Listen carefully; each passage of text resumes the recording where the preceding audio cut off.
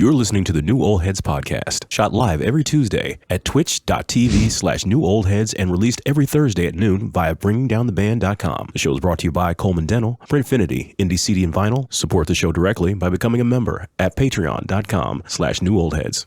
You are now tuned into the New Old Heads podcast. I am Major 7th. The crew is here.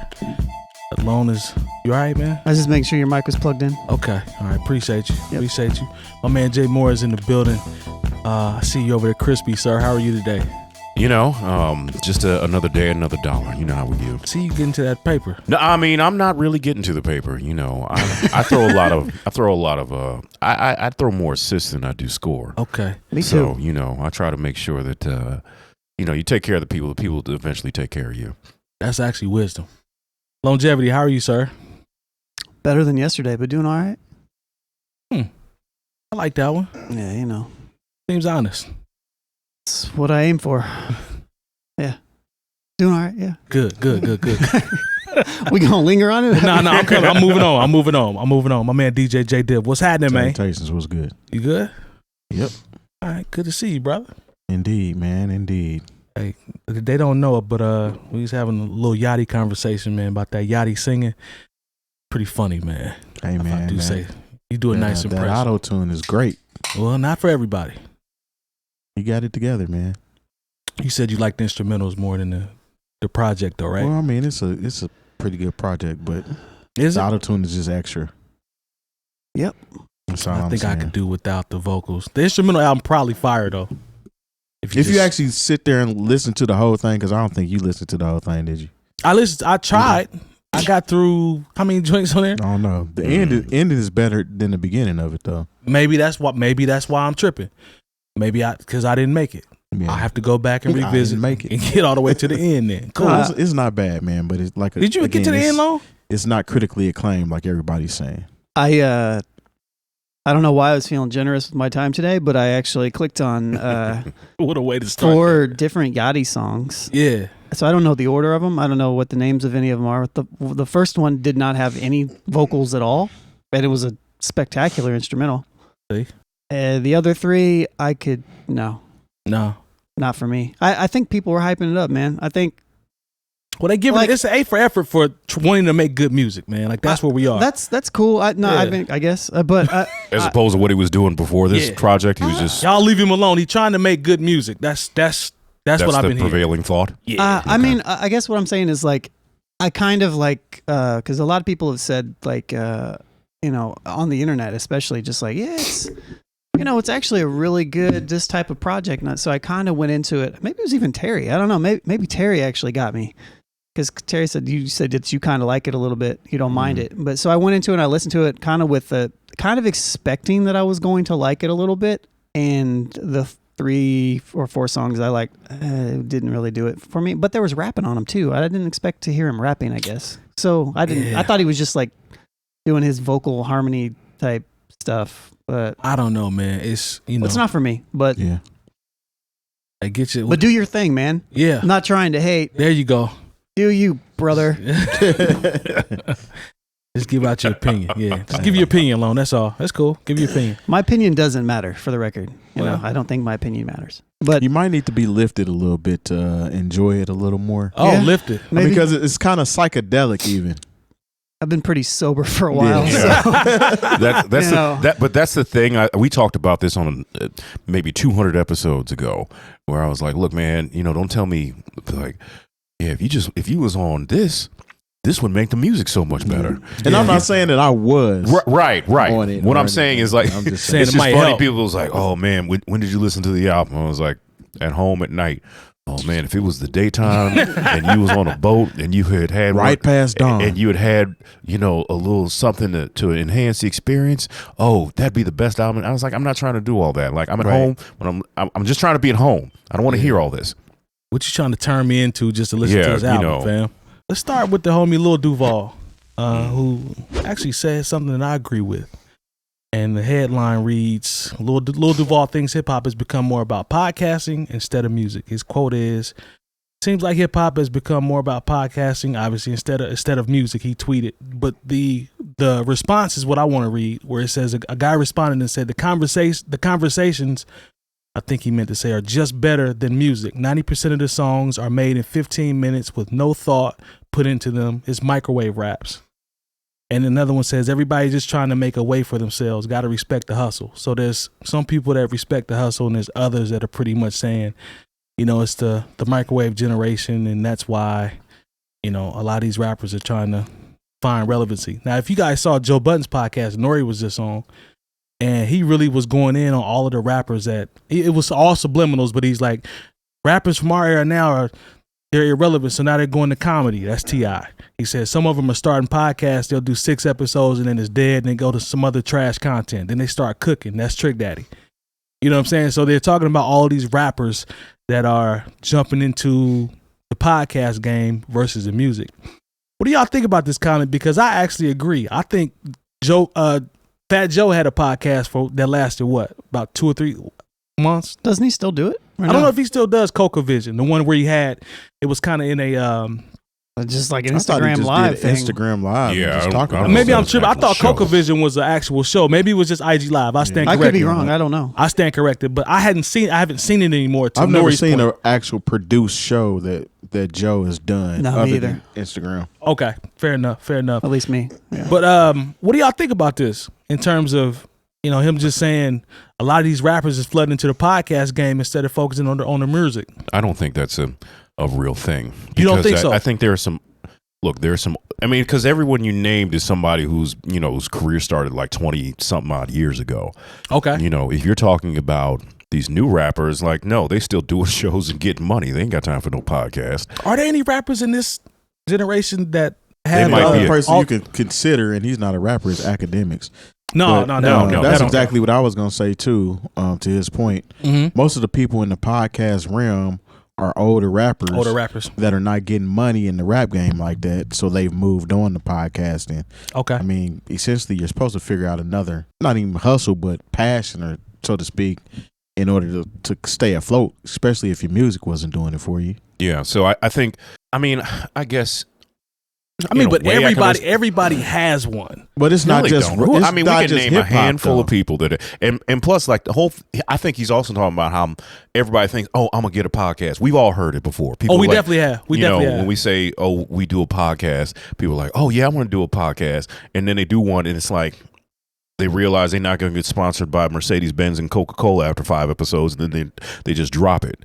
I just want to talk to people. That's exactly what Nori. That's obviously, you not verbatim, but that's exactly what he was saying. That was his point. They started, do 3 or 4, and it's like, oh. But that's not just limited to hip hop. Everybody, I think that's does everybody. that. Because, like I said, sports people do. I mean, Travis and his brother, the 𝐀𝐄𝐄 brothers. Oh yeah, they got a podcast. CJ McCollum got a podcast. Right. At one point, what's his name? Like current players plays for the Warriors. Oh, Draymond still do his. Draymond still does his. Pat Bev got one. So I mean, the podcast space is just wide open right now. So you guys are saying people are just now getting hip to wanting to produce their own podcast until they figure out all the work they have to do. I mean, we've talked about that in the past before. So you guys are saying it's I guess it's unfair to strictly just point it towards hip hop. It's Absolutely. more across the board. It's across the board. Everybody wants to do a podcast until they actually have to do a podcast. Right. What you think, Lone? Well, I think it goes. I mean, the landscapes have changed in the last handful of years, and this is something that I've said many times, that if you want to be a musician in 2023, you have to marry your music with your content, and podcasting is a way to do that. So everything is content. Everything is content. You can't just. Sure is. You have to have a way to, put your stuff out there, whether it be podcasting or YouTubing or social media to some degree. You have to do that. Most people have to do that unless you're one of the 1%. Yeah, I mean. So I mean, it's a means to an end. It's the way new media works. It just is. Like, you can't just say I'm going to.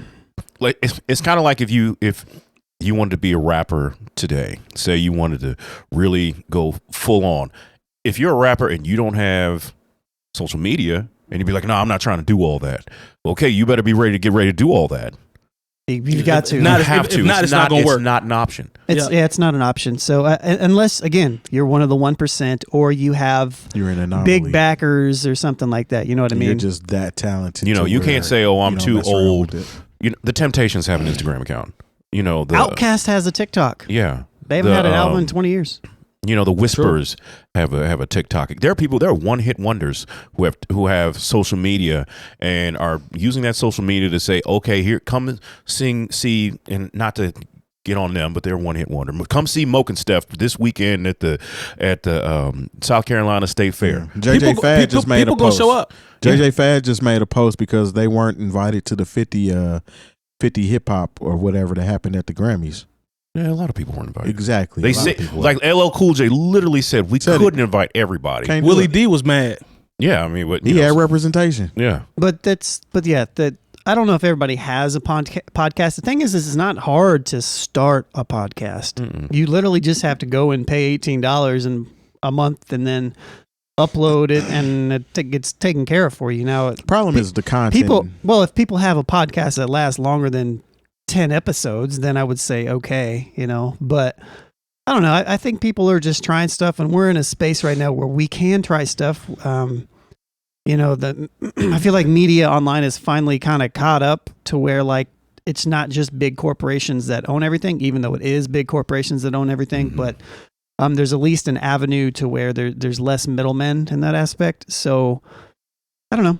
The only rappers that I can think of that have podcasts are like Noriega, Talib has a talk show, Willie D, and Scarface. I didn't even know they had one. But theirs is pretty good too. I mean, but I think it's I think we're also into a space now that there's so much media. I mean, we have witnessed this in real time. We've talked about it. How sometimes it's hard to listen to music, and when you're bombarded with so much music that drops every second, sometimes it's annoying. Overwhelming. It gets to be super overwhelming to have to listen to music all the time, and so sometimes you can pass that time, especially in our attention deficit culture. That well, what are we going to fill it with? Well, either silence or maybe just somebody talking. And so I feel like it's just a means to an end. So that's just kind of how I feel about that. But no, so I long story long, I disagree with Duval.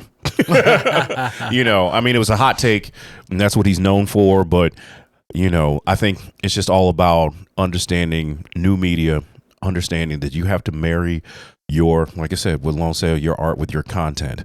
And your content may not particularly be art, but, if you're not willing to put in the work, if you're not willing, like I can't remember this.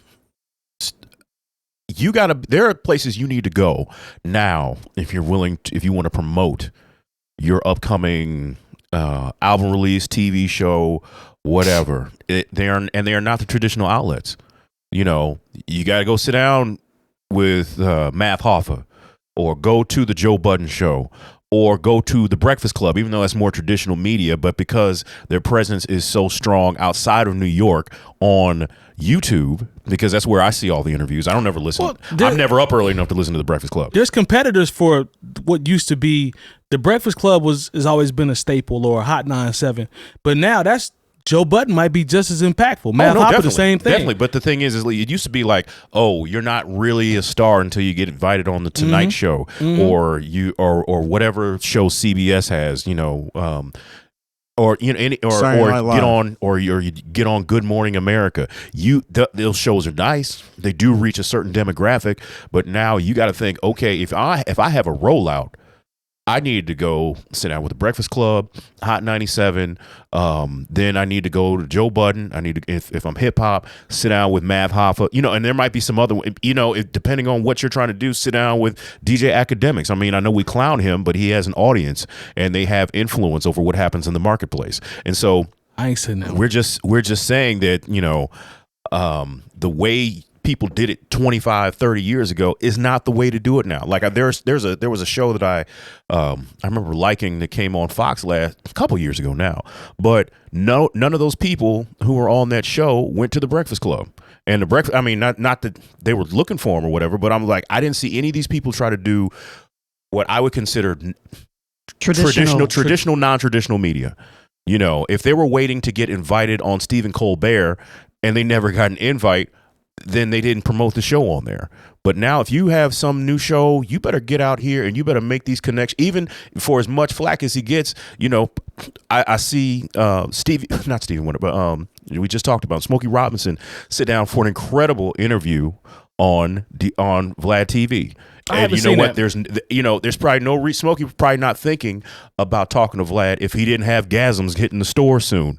You know, but someone knew, hey, this guy, he gets more views on his videos than he would get if you went and sat down with Stephen Colbert. You need to go over here and talk to him. Well, it's just like what you said. So you can be a part of the news cycle for 2 and 3 weeks as he puts out 2 or 3 minutes of content on you per day. It's just like what you said with the rollout. Like somebody told him you need to go do Vlad. We was just laughing about Vlad. Like that article that I read from, that was in Bossip. You don't think Bossip is regularly covering whatever Smokey Robinson is doing? Somebody on his team was smart enough that is like, look, we need to do this in addition to this. Smokey's not going to Vlad if he ain't have what is it, gasm? He ain't have gasms come out. I don't see Smokey sitting down with Vlad. I mean, I like the comment that Cool the Playmaker said when he talked about the conversation is just better.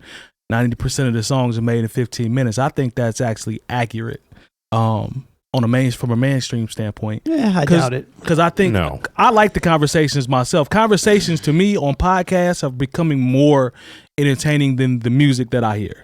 Like I like actually listening to, you know, when they have OGs that have certain stories that I haven't heard, especially Math. Math has been doing a great job. But that's because they're talking to people whose music that you actually enjoyed. Well, so it's almost like you're still listening to that old music that you enjoyed because they're talking to the artists that you enjoyed. I think that would be fair if I hadn't seen other interviews with people like Lil Baby that I thought was dope. Some of the younger artists that sit down and talk, like the conversations, even hearing them talk outside of the music that they put out, like that's just become a little bit more interesting is all I'm saying. But I feel what you're saying because there's always going to be nostalgia attached to it. Well, no, because I can't avoid that. So he's right. Like I'm capping if I say that's not a part of it. Some people do have really cool interviewing styles. Yeah. You know what I mean? Yeah. Boosie's one of them. I mean, he does. But I mean from I'm like an interviewer standpoint. Mm-hmm. You know, like there's a reason why Joe Rogan is as big as he is. Right. You know what I mean? It's and certain people, Lex Friedman, you know, in that space, and you know. There are just reasons. Some people are just really, really good at it too. I think that's one of the reasons I like Mass podcast because he does a great job of controlling the situation, but also staying out of the way. It's a good balance. He does a good job. The guests can talk; they can get their thoughts out and complete them. He's not jumping in every other sentence. He's not. Are you talking about someone in particular? No, I mean, like if you just put a name on that thing, just go ahead and say Nori. No, well, not just Nori, but Vlad is a trash interviewer to me as well. No, I would he's not. I think he's trash. No, he's not a trash. He talks about himself more than the artist. Like he talks to himself during all the videos. No, because it depends on who he's talking to and what he's talking about. He's a good interrogationist. There are people who like I know people don't like him, but like I remember like you know who was an excellent interviewer, but doesn't get the credit for being a great interviewer was Arsenio Hall. I was just love Arsenio. Arsenio is an incredible. He was an incredible interviewer.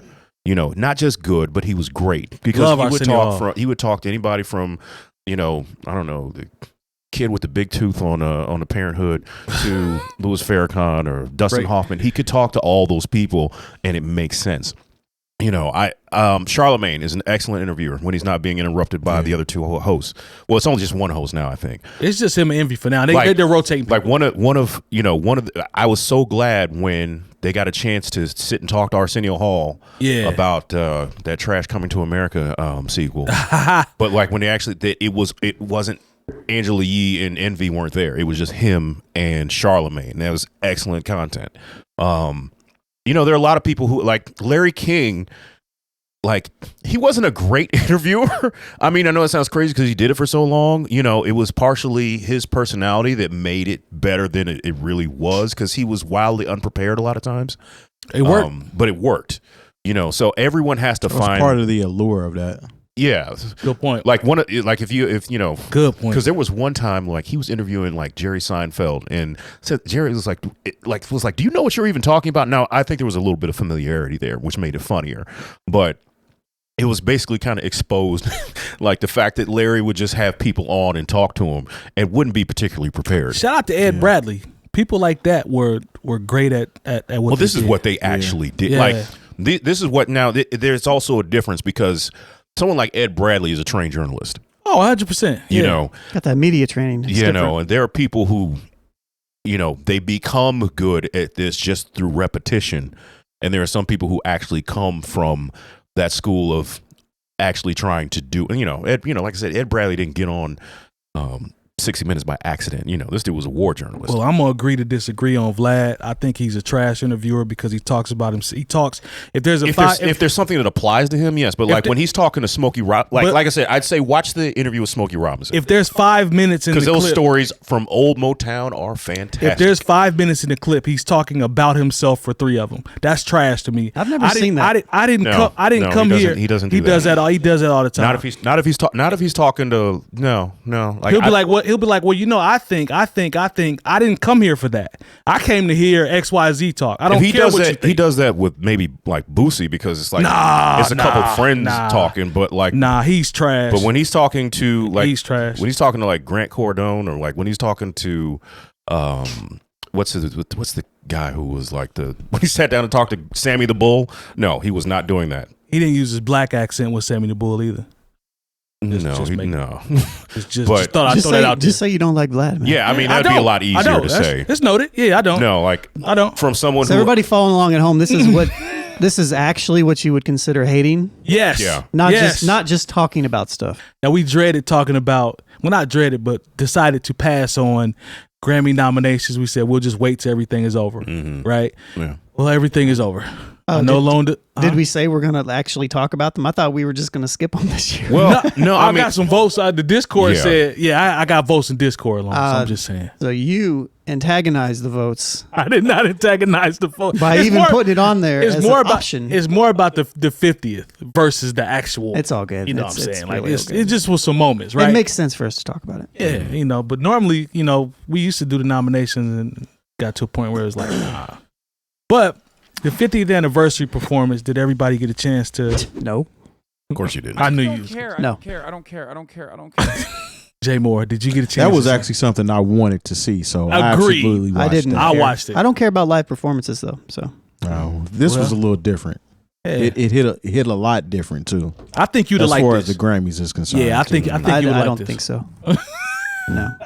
I mean, it's cool. I'm not saying don't watch it and don't enjoy it. I'm just saying that me personally, I'm not going to enjoy it. He may not have enjoyed it as much too because he wasn't that into a lot of the early hip hop that was actually being praised. Look, that's fair. There could be Little Brother and Outkast and Prince on stage, and I wouldn't care. So I mean, I just don't. I don't have an inkling to that. And that in does their own way, nothing Little for me. Brother was on stage with the, because they had the names up there of all the legendary hip hop. I actually thought that was dope. It wouldn't do anything for me, personally. No, what you think, Jay Moore? Since Lone doesn't care. It's funny at the beginning of the performance. LL Cool J had to have kind of the disclaimers like, look, we couldn't get everybody here. Yeah. But we're gonna do our thing. I appreciated it, because I've been critical of the Grammys basically every year that we've been doing this show because for hip hop to be the #1 streaming genre of music worldwide, and for them to always have that as a pre-show category, they got it right because they actually presented hip hop, album of the year, whatever. During the show, so it was cool to see Kendrick get up there and give an acceptance speech. Then I love seeing the celebration of the 50th anniversary, because they brought people and it all made sense, from the old tons to the of new. names. The only thing that I felt that should have, because everybody's like, he said JJ Fad, they should have been there, so and so Willie D should have been. I get that. The only person who I think was not there, and I've heard since I put this opinion out there, I thought Will Smith should have been there. He denied, right? Yeah. They shooting Bad Boys. He was going to do it. Or stepped down. Declined is what I meant. The only reason, because he was the first person, him and Jazzy Jeff were the first to win a Grammy. A Grammy, and they led the whole thing about boycotting that Grammy for not televising so that would have been a nice nod to history and a good and a make good, if you will. Jeff was there though. Jeff was there. So shout out to him. I thought, like I said, it was fantastic. Move from the old to the new. I loved seeing all, because everyone gets such a rap as far as like the old rappers hating on the new kids who figured it out. Young rappers who don't know who, Melly Mel is, or don't know or Robert Glasper. Well, man, we'll get to that. Don't even get me started on that. But, sorry. When you talk about, the fact that you could get all these people together and maybe they could have conversations, be like, oh, well, this, that, because we play generations against each other so much in hip hop. And I think it's kind of played that we do that. If someone doesn't know something, instead of us jumping down their throats and being all mad at them, be like, all right, young buck, let's put you up on, this, as opposed to being like, how is it you've never listened to only? Well, it depends on how they respond to it. When they respond to, well, I ain't really trying to hear all that mess, then that's when you check them for that. True. But it was. I like that. In some of the other pictures, it was cool to see, Glorilla, with salt and pepper, you know what I'm saying? Like I like to see those moments, because even if you don't know you're standing on the shoulders of certain people, like, look, I imagine there were some people in Middle America, and I say Middle America like Middle Earth, not in Middle America. See, but just think about it. They're like, well, wait a minute, what is what's the dude from CSI and the dude from SVU doing on stage rapping? Right. You know what I'm saying? Why are all these cops on stage? Jay Moore's favorite rapper. Yeah, definitely. Yeah, that's right. Shout out to Ice-T right there back at the Grammys. What you think, man? But I thought it was a good look. What you think, Jay Diff? What you think about the overall performance, pros, cons, anything that stuck out to you? I thought it was dope, man. From the beginning, almost to the end, it was really dope. The energy was hype. It almost was nostalgic in like you was watching the episode of Yo MTV Raps or Rap City the Basement from back in the day, because it was all of those mainstream artists that were putting on back then. And what was crazy is it still sounded fresh. Like everything that they played or whatever they performed, it sounded really good. And I hate to even do this, but Lil Baby, who I actually like and respect, but it seems like when his part came on, it kind of deflated the whole performance. Sucked the whole energy because everything out. Was real hype, and it maybe just he picked the wrong song. You know what I'm saying? Yeah, I think that was one I was like, you could have picked something else. And then he did like a extra verse or two. Well, not extra verse. It's like his bars went on longer than a lot of people's. So that kind of deflated it, and then Glorilla's energy kind of brought it back a little bit, and then they ended it with Uzi Vert with the new Philly anthem, I guess. And that song doesn't even have any lyrics, but I mean that's neither here nor there. It's hip hop essentially. So it showed where it started at as far as Tevin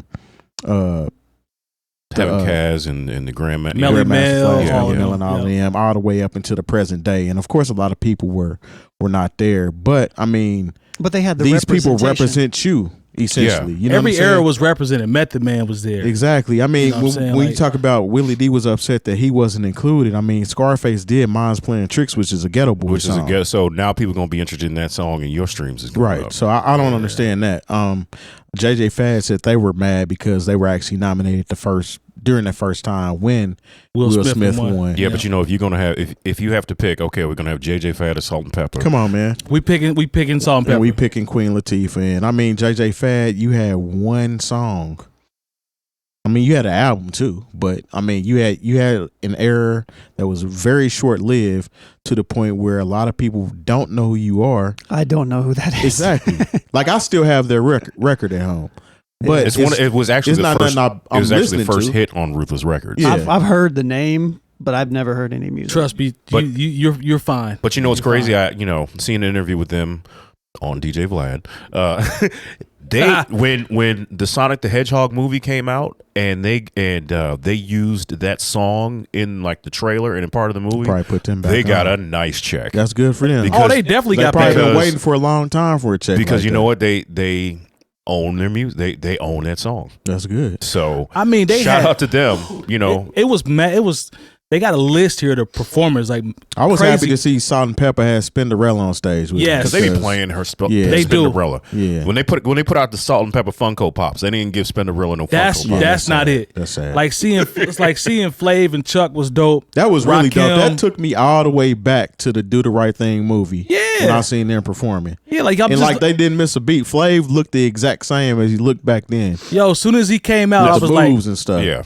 Exactly. Everything was the same. Like it 100% took me back. Seeing Rakim is always dope. Run, like all of that. Cool bro. J ain't missed a beat. Nope. Didn't miss a beat. And it was dope seeing Jay-Z standing up, getting hyped, watching all of this happen. Then corny ass DJ Khaled up there trying to be all in the shot, holding up a lighter. I was like, if you don't sit down. I wanted to ask y'all what y'all thought about the God Did Last Supper performance. You know what? Of all things, I didn't even watch that part. I saw that. I didn't even watch that I enjoyed that just because. I think Khaled still found a way to make it corny. He finds a way to make everything corny. Okay, at least you agree with me on that. But hey man, look, to see Jay-Z sit down there and rap for that's like the only 32 part I seen. bars. Like that's the only part I seen was Jay-Z's verse. Yeah, that was. I mean, reposted. and that's why he's him. You know what I'm saying? Khaled was super corny during this whole performance until Hov got there. And then Hov brought it on home with the however many minutes it is.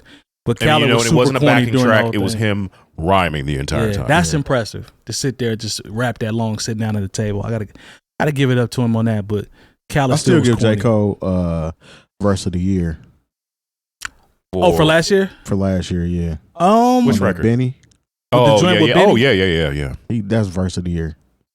I'm not mad at that. Verse of the year. Jay's verse is hard, but how extended it is, I think, is more of the. Yeah, that's what got people into it. Yeah, but potency, J. Cole got off. From a somebody actually standpoint. broke that verse down, and it's deeper than what you even think. J. Cole's verse, man, it's stupid. Oh, it's levels to it, huh? It's crazy. Okay. Let me ask you this question. Yep. So with this, is this the redemption story for the Grammys and hip hop? Hell no. I honestly, this was just a nod because this is the night they got it right. It's 50. They've done so many things wrong. Yeah. This is just they televised. They televised. The category. They had the celebration of the 50th anniversary, and Jay-Z essentially closed the show. Yeah. I mean, they're going to mess. This was blatantly done to get back into. Because if it was 5 years ago, they'd have found a way to give Jack Harlow Album of the Year. Yeah. I'm sitting over here and obviously you guys enjoyed it, but I didn't watch it, and I think me specifically, I don't want to say I hold grudges necessarily. But I find a way to remove stuff from my life when it doesn't serve me, or I feel like it hasn't served me anymore. And I just stopped paying attention to stuff. I did it with football.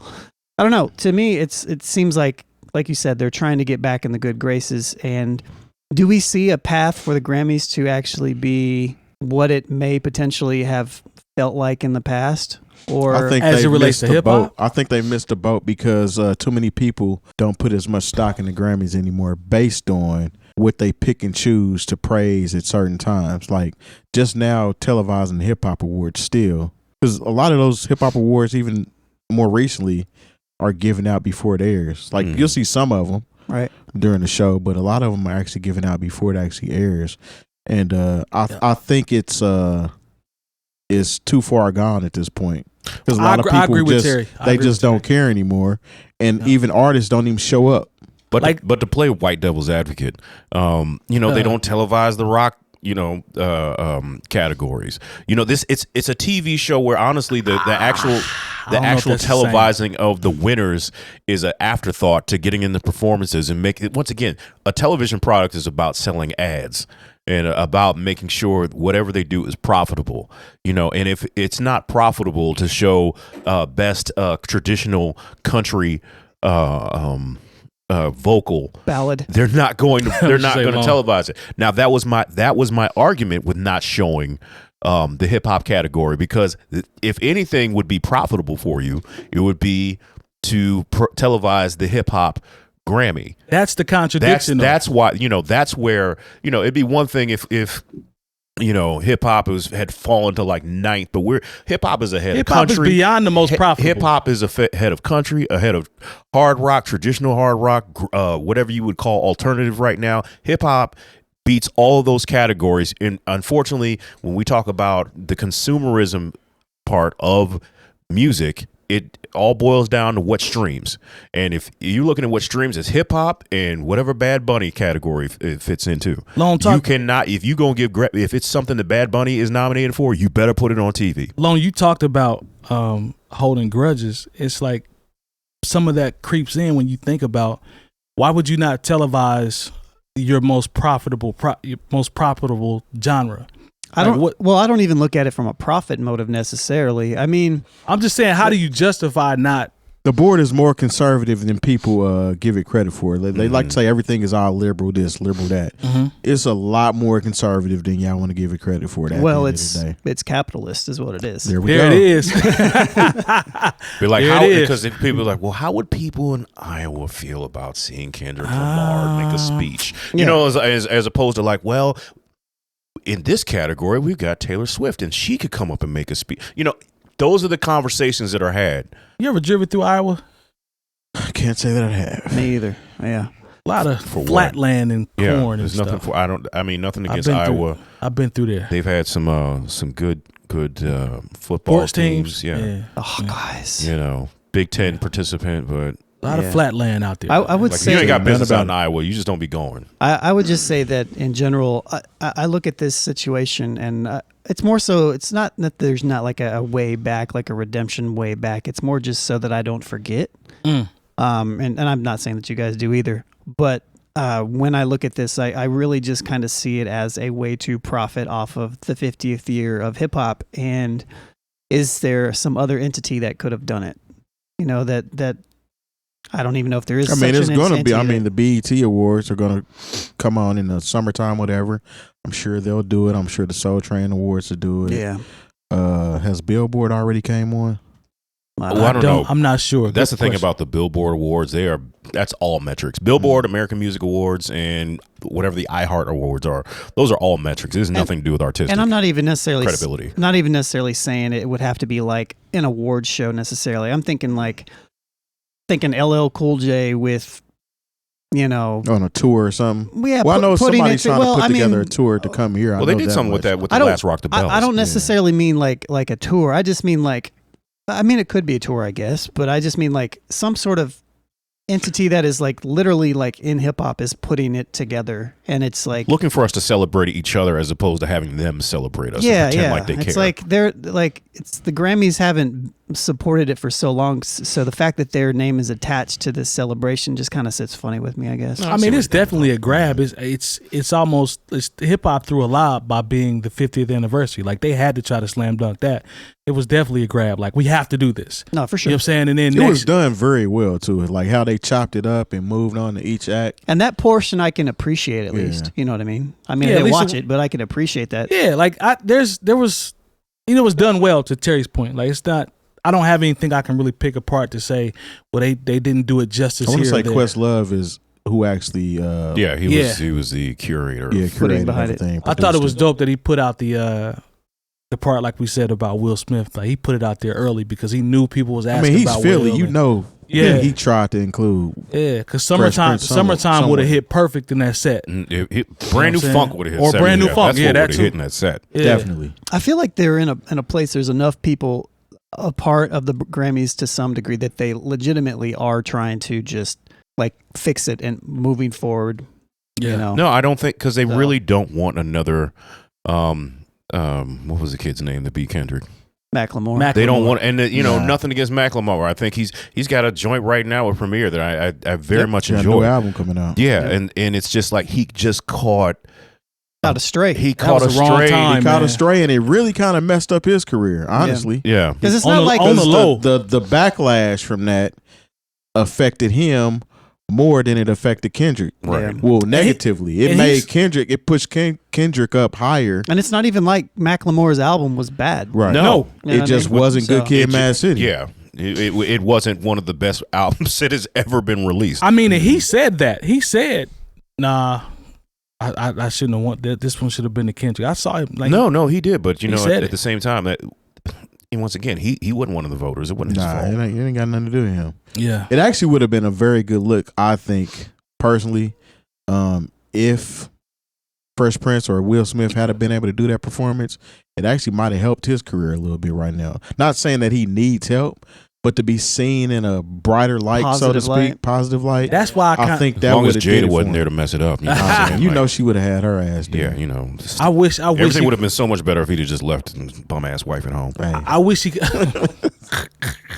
Thanks to our partners. Dr. Coleman of Coleman Dental is our go-to dentist. He's a longtime Indianapolis arts and music supporter located right in Broad Ripple. Printfinity is a screen printing shop based in Indianapolis, owned and operated by our own DJ Jay Diff. Our good friends at Indie CD and Vinyl operate one of the best record stores in North America. Shop new and used in their site or visit them in person. And the best way to support the New Old Heads is to visit our Patreon and become a member for as little as $3 a month. All details on newoldheads.com. All right, we are back. Shout out to our partners as always. NBA Youngboy regrets his violent lyrics and says he's going to convert into Mormon. How do I say that? Mormonism. Thank you, Mormonism. He just wants concubines. Or they don't do that anymore. I know he on house. I think house arrest in Utah. There's a whole TV show about. No, we're not talking about Warren Jeffs. We talk. Jay Moore. Yes. Now, usually we want the younger generation to have self-awareness, try to make changes if they can. It's good to see growth. Fair? Fair. No, very much so. Okay.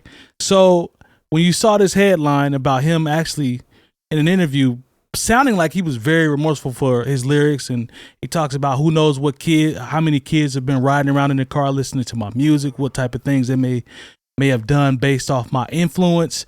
What do you think about this, man? Like, what's the first thing that comes to your mind when NBA Youngboy says this is his new path since he's been out in Utah? Honest opinion. Good for him. Okay. Good for, you know what? There are so many people like, I don't know how old this kid is. He can't be more than. He's a young boy. Yeah, well, that too. I like that. I like that. But sometimes he's not an island there are people boy, that they don't get it until they're like my age, like. Yeah, and then they'd be like, maybe I shouldn't have done all that. And, yeah, and they're not at the top of their game. Like whether you're aware of, if you're aware of it, NBA Youngboy and the numbers he does with the content that he makes, this is somebody who definitely should have been at an industry, who should have been an industry, but he probably can't go because of the law. Bam's influence is huge. But then again, once again, I go back to an argument that I had, not really an argument, but just a statement I made several episodes ago, is that the streets, when you try to tell them and give them some advice, they don't care. Like, NBA Youngboy could have, it's not going to change anybody's life, because they'll be like, good for NBA Youngboy, I'm still going to get out here and sell dope and carry guns illegal and do what I got to do. Hold on. So you don't think, based off, I'm just taking into consideration this kid being one of the biggest artists in the world, his impact and his influence, you don't think there are, I'm not saying in abundance, I'm saying you don't think this might have enough impact on someone to possibly point them in a different direction? Maybe one or two, but I just think one or two? I think the majority of people who, they'll move on to somebody else negative. If NBA, you might be right. It's kind of like, maybe that's wishful thinking for me. It's kind of like when you talk about the dope game. If you look, I'm gonna sell this crack because if I don't sell it to them, they're gonna get it from somebody else. So we've heard that logic. I mean, once again, good for him as an individual. I don't think it'll have this widespread effect on the culture and the people who drive his YouTube numbers up. I don't think they're going to care. It's not like they're going to be like, let me look more into this Mormonism. There's Mormon people that have been visiting him. I'm reading from the article. He said it makes his heart be in the right place when he has the visitors to come over and people talk. And he's starting to read and do research. I used to not want black people to be Mormons. Yeah. This is true. This is true. It's kind of you got me there. You got me there. Do your research. Yeah, there's some interesting history behind that, but that's for another day. What you think on face value though, Terry, when you see this from NBA Youngboy? I mean, it's good for him as far as growth is concerned. Agreed. I agree with Jay Moore as far as his impact is already, the ripple is already done. It's done. You know what I'm saying? So anybody that was going to be influenced by him are already influenced. And too late. And it's it's there now. Okay. So he can't go back and take back everything that he released. It's already been released. It's like, oh, now you want to be a Mormon? I'm already in jail. Yeah, it's too late for all that. So now you're saying it's what he does from here now moving forward, and just leave the rest of, I guess, because what you're saying essentially is the damage has been done. Damage has been done. I mean, I'm all about self-improvement and working towards yourself. Right. If he gets right with wherever his higher power might be, right, I'm all for it, man. But unfortunately, he may, I guess they say if you save one, you've saved enough. He might save one. Who knows? I think it's possible. It's possible. Yeah, I ain't gonna just take that away from him and say that it's not going to affect anybody else positively. Yeah. Because honestly, if he's feeling like that, I kind of sense that some of these other young cats are feeling like that too, because the way that they're living and it's almost like you're in a trance. There are a lot of young people who are looking for some direction. So. Exactly, looking for direction. And if you're listening to this, you have to realize this is what's in their headphones 99% of the time. So when you see them out in public, they're listening to this stuff. So it's essentially zombifying them to a point where they need to snap out of it anyway. And I'm not saying that that's all young kids, but there's a good majority of them that live like that. So I ain't gonna take anything away from it. I think it's actually pretty cool that he's doing that. But what if, the whole argument, if I save one person, it makes this change. But what if you already sent 10,000 people to jail? Yeah. Or you sent a percentage of those to the graveyard because they were listening to your music. Is one person really enough? But that's not a thing. That's not a thing. Yeah. I mean, I don't think so either, but I think, when we talk about the arguments people are going to have. No, for sure. Go ahead, Lone. Well, I mean, I know we're kind of being hypothetical and everything about this. I mean, first off, good for him if that's good for him. We all, I think we all in agreement on that. It's good for him if it's good for him. Everything else, as far as I think we're giving him too much credit for his influence. I think you can influence individuals, but when we talk about is he going to influence people to go out and commit crime, I don't put that on individuals. I put that on society. Oh, I put that on people personally, but there can be a battery put in their back to help assist in it. But at the end I've never believed that. I don't know. I do. I believe that. I grew up in an environment where I could have went either way. No, you know what I'm saying? But I decided not to do that. But there was other people that did decide to go down those particular paths because they were already in a situation to where they were participating in such things. And this may have been essentially the theme music to help them pursue a lot of other shit too. For sure. Excuse my language, but I get that. But what I'm saying is even with what you're saying there, you're saying it's the battery in the back. It's not the entire embodiment of the thing that's going to push it out there, right? So when we talk about do I look at, sure, he can make less violent music, less stuff that is less. Is he going to have some sort of impact either way he goes? Yes, because he's a big artist and that's his reach is what I'm talking about. But still, no, is my answer is no. Sure. But I'm going to have an impact with just what I say right now to some random person too. True. But it's not the same impact as what society does. And so, and when we compare those two things, it's like we're talking minuscule in comparison to the situations that people are put into to where there's even necessary to have a back to put a battery into.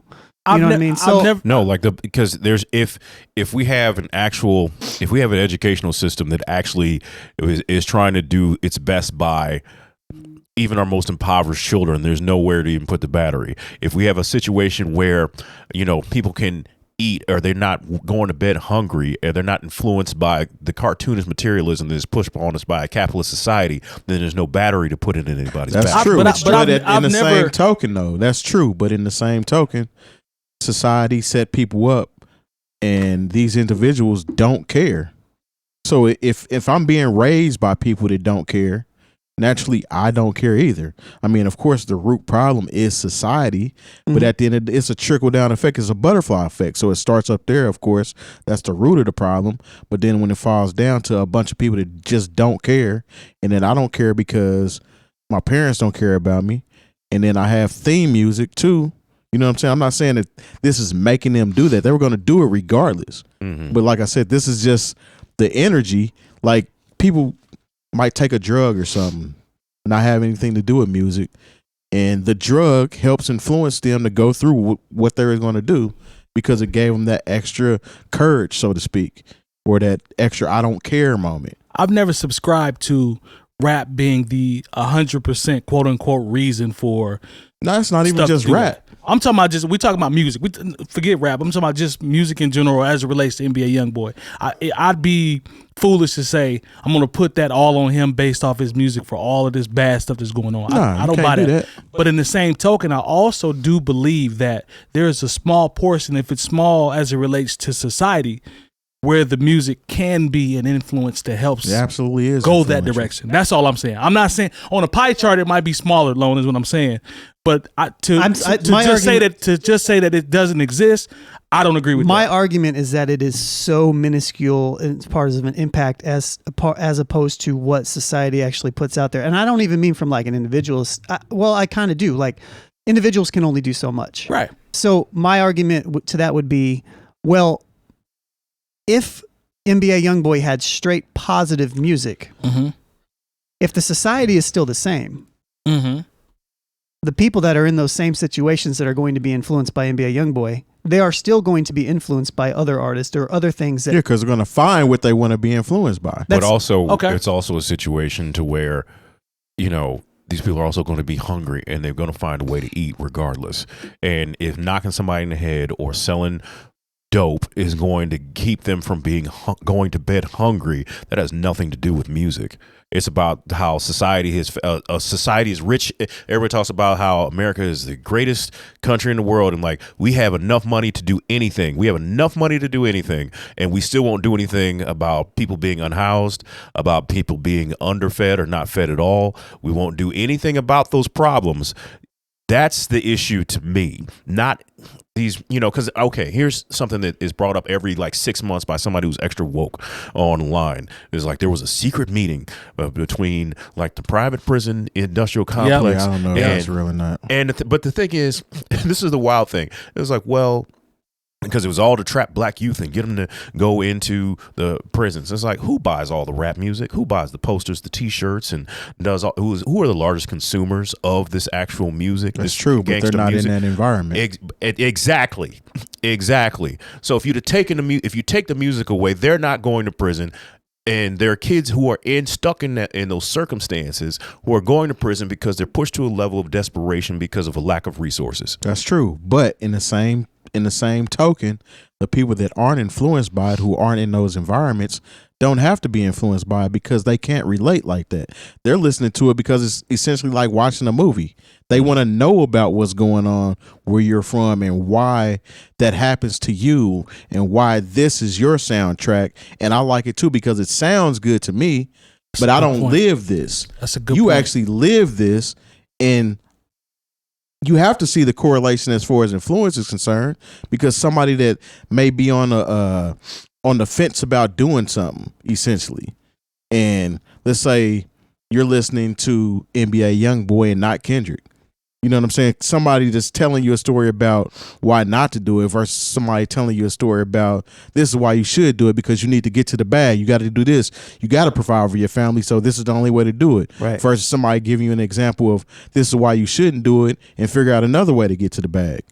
Yeah. It's all influence at the end of the day. It's just the level of influence that's, you know what I'm saying, sponged up by whoever's listening to it, I guess. And I think the thing that we're hitting on is because we're agreeing, but I understand what you're saying, Lone, as it relates to, I'm looking at it in my mind, I'm looking at it like a pie chart, right? You said minuscule. Well, right? I look at it as micro and macro. Okay. So there's the bigger picture, right? Mm-hmm. And then there's the smaller portions that go into it. Oops, excuse me. But even if we're talking about from a pie chart standpoint, I think when we talk about influence specifically, it's, I don't know. I'll let you continue. No, you're fine. It's just I think we're all sitting on the same thing. It's just I understand what Terry's saying from an influence standpoint as it relates to the circumstance on top of throwing the music on top of the circumstances. I get what he's saying when he's saying that, but I also understand what you mean, because the bigger picture is the community, how it's set up, the conditions, all that type of stuff. So I get that. Like, I think we're all in the same area. It's just different sides. I mean, but I totally get what you're saying. I understand. Yeah, this is stuff that I talk about think about pretty regularly in general. And you know, it's, you know, I think in our society in general, we tend to hyper focus on the individual. It's I mean, I'm not really trolling here, but it really is it really is a capitalist type of idea. To hyper individualize, to think, oh man, all we have to do is just, you know, that's why we're but that's the thing. That's not all you have to do to correct it. You know, there's many pieces to that puzzle, and that's a small piece. You know, you're putting together a big picture. Right. You have this small piece that's still a piece of the puzzle that completes the whole, you know what I'm saying, picture for this specific person or community or people, so to speak. But at the end of the day, the bigger piece, like you said, is capitalism and society and all of those things. But it's all a part of the same puzzle. There's so many conversations that can be had about, and I want to make sure we're going to bring back our keep going. But I don't want to lose my train of thought. But there's so many levels of conversation that can be had to what you're talking about, Lone, from a community standpoint, that sometimes when you talk about individualizing, I agree with you, because it's easier to go that route than to address the root cause in the community level of things. We don't hear that as often. It's like with hip hop is been looked at as a crutch to me. It's like, we'll just throw it on hip hop. Everything that happens and you see these young kids out here wilding out, we're just going to throw it on hip hop. They just listen to hip hop. You can't do that. That's unfair. To your point, because there's so much more. That's lazy. Blaming everything on hip hop is lazy. 100%. But I don't even necessarily think it's lazy. I think it's just indoctrination. I think that too. I think we're all just predisposed in a way to kind of look at, like, America has done this to look at black rappers in general, specifically what we're talking about, especially if they are violent music, to say, oh man, this is the problem with America. But in the same sense, they pretty much want you to fault yourself at the end of the day. But in the same sense, those same people that are saying that are intentionally involved in propagating or propagandizing and profiting, and of course, but propagandizing the system that goes against that, what would actually fix it, which is like improving material conditions around, you know, to where this music is a product of what is going on. It's not the other way around. The same people that you're talking about, to your point, are actually helping generate more of the which music. Goes to Jay Moore's point, right? Which was exactly what he was talking about, and what Terry was saying about sometimes the people that are even listening to this music, they just like the stories because it's not what they're used to. He said so the influence that, like, if NBA Youngboy influences them, he might influence somebody in some weird way. But I feel like we've seen Malibu's Most Wanted. No, for sure. Tough. I'm just saying. But tough. And I don't think you can remove the fact that it does affect individuals. There is influence there, and of course, we would all want everything to be positive and all that other stuff. But I feel like bringing that up at all is inherently distracting completely to bigger point, and it gives a credibility. It gives a credibility that, or not even, well, it does, but it's like, it makes it seem like there's another conversation to be had. When even though it's a part of it, the conversation is around make the situation better. Right. It's not about focus on the individual. So we're focusing on this art. Like, the art is a background conversation to the actual societal problems that no one seems to want to stop. You know, like, look, I know you guys are old enough to remember C. Dolores Tucker. Oh yeah. And Reverend Calvin Butts. They both gone on to be with the ancestors. So God bless them, because you know what, they meant well. But the thing is, in their minds, if I get on TV and talk bad enough about these youngsters, telling them to pull their pants up and stop calling women B's and H's, I'm trying to censor myself here. Good job. Good job. All the problems are going to go away, and all of a sudden we're going to be living in Wakanda. And it's like, no, because you're on TV with the same politicians who, you know, filled the community with, with drugs and guns and underfunded our schools and drew property lines and were there for redlining. You know, let's solve. He wasn't against the rap and he wasn't against the rapper. But he was those problems. Those thugs. Solve those problems. You could don't come to me talking about who's a thug and somebody needs to pull their pants up when, you know, our school system is still funded by the tax base of the people who live in the neighborhood, and you took all the resources away for those people to be able to buy homes. Well, that's what happens. Tax base. That's what happens when people move out of the hood and want to act all uppity and act like that they weren't a part of that and don't know what the actual problem is. But again, it still is influential to certain people. That's even still part of the indoctrination even further, because people, and this isn't even necessarily just a black thing. Poor people feel the same way. When poor people move out of certain situations and they get a little bit of money and then they get into maybe a different neighborhood, they want to start acting brand new. Exactly. So it's and again, it goes right back to the same type of thing. Yeah. But I've had that conversation with my father and like some of the people who are of his generation, who they were that first generation to really be able to, you know, go to college, you know, find a way into corporate America. And, you know, they were sold as like, okay, now you can live wherever you want. Right. And the thing is, like, what happened is they didn't realize, you know, they thought, okay, we're going to have a better life for our children. And it wasn't about moving away from people that look like them. It was just like, okay, well, we can afford to do this, so let's do this. Yeah. And what happened is, you know, when you de-industrialized the United States of America, what you did is like, it was a double whammy at the same time, because those blue collar workers who could still create, you know, a certain level of comfort and wealth for their family. Maybe they couldn't move them to the suburbs or out to the newer communities, but they were still working people. So the people who could afford to leave, they left. And then the people who would still be the tax base of said communities, those blue collar jobs were taken away or sent overseas or just completely the family was broken up. You know, and then you drop the crack bomb. You know, I think about, you know, when going back to the neighborhood where my dad grew up, and we would go see my grandmother. And, you know, I remember me and my sister would walk around the neighborhood. You know, we'd spend weekends or weeks there. And I just remember it was, you know, it wasn't the community that we were being raised in, and it was all black folks, but it was still a place where you'd see kids playing, you see people riding their bikes, and it was all, and then in maybe like a year, when crack, like I said, I called it a crack bomb because that's what it was. It was like, okay, they keep stealing my aunt's car from in front of the house. You know, my grandmother has to put bars on the windows. Like, and all that was deliberately done. I believe if I'm a conspiracy person on anything, it is about the proliferation of drugs in the black community in the 1980s. I believe that's what happened. Yeah. Reaganomics. That's exactly what happened. Exactly what happened. Even before that happened, they put those drugs in the black community deliberately, and you can't tell me any different. They absolutely did. But even before that, there was still issues and problems in the neighborhoods based on, what are we still talking about today? Policing. Mm-hmm. You know what I'm saying? So Black Panthers were pretty much made, gangs were made essentially to help police their own neighborhoods or whatnot. Yep. And essentially formed into something else later down the line once crack hit, because that was a form of income because they didn't have jobs. Right. Yep.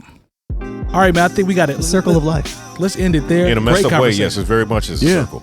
All right, man. We appreciate the support. Shout out to the chat. NewOldHeads.com for all the education you need this year. If you see it, like it, subscribe, sign up, share it, whatever you need to do. We appreciate the support as always. We'll see y'all next week. Peace. Yeah.